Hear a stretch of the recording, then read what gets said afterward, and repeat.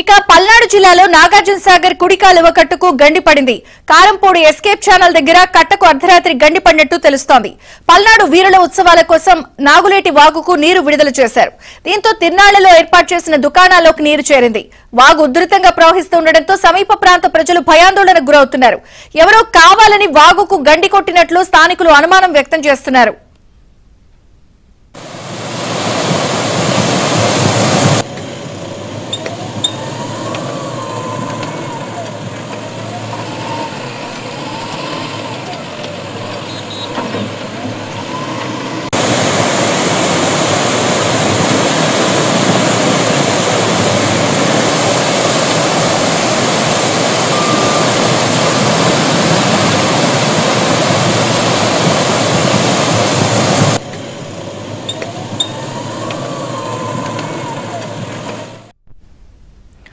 పల్నాడు జిల్లాలో నాగార్జున సాగర్ కుడి కాలువ కట్టకు గండి పడింది. కారంపూడి ఎస్కేప్ ఛానల్ దగ్గర కట్టకు అర్ధరాత్రి గండి పడినట్టు తెలుస్తోంది.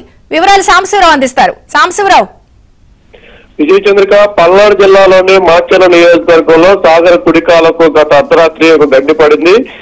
కారంపూడి ఎస్కేప్ ఛానల్ వద్ద ఈ గండి పడటంతో అది మొత్తం నాగులేరు వాగులోకి ఆ గండి పడిన కాలువ సాగర్ నీరు మొత్తం కూడా చేరుతుంది. దీంతో కారంపూడి గత 2 రోజుల నుంచి పల్నాడు వీరుల ఆరాధనోత్సవాలు అయితే ప్రారంభమయ్యాయి. ఈ ఆరాధనోత్సవాల కోసం తిరణాలకు వచ్చిన వారు షాపులు ఏర్పాటు చేస్తున్నారు. ఆ షాపుల్లోకి నీళ్లు రావడంతో కూడా ఒకసారిగా వాళ్ళు అర్ధరాత్రి లేచి అప్రమత్తమయ్యారు. నీళ్లు ఎక్కడి నుంచి వస్తున్నాయో తెలుసుకునేసరికి గండిపడి పెద్ద ఎత్తున అప్పటికే నీరు పెద్ద ఎత్తున ప్రవాహం చేరింది. అయితే ఈ గండిని ఎన్ఎస్పీ అధికారులు సంఘటనా స్థలానికి చేరుకొని పూడ్చే పనులు ప్రారంభించారు. అయితే ఇది నీటి ప్రవాహం ద్వారా గండి పడినట్లుగా లేదు, కావాలని ఎవరో దీనికి గండి కొట్టారని అధికారులు అయితే అనుమానం వ్యక్తం చేస్తున్నారు. ప్రస్తుతానికి ఆ గండిని పూడ్చే పనులు అయితే ఎన్ఎస్పీ అధికారులు దగ్గరుండి చేస్తున్నారు.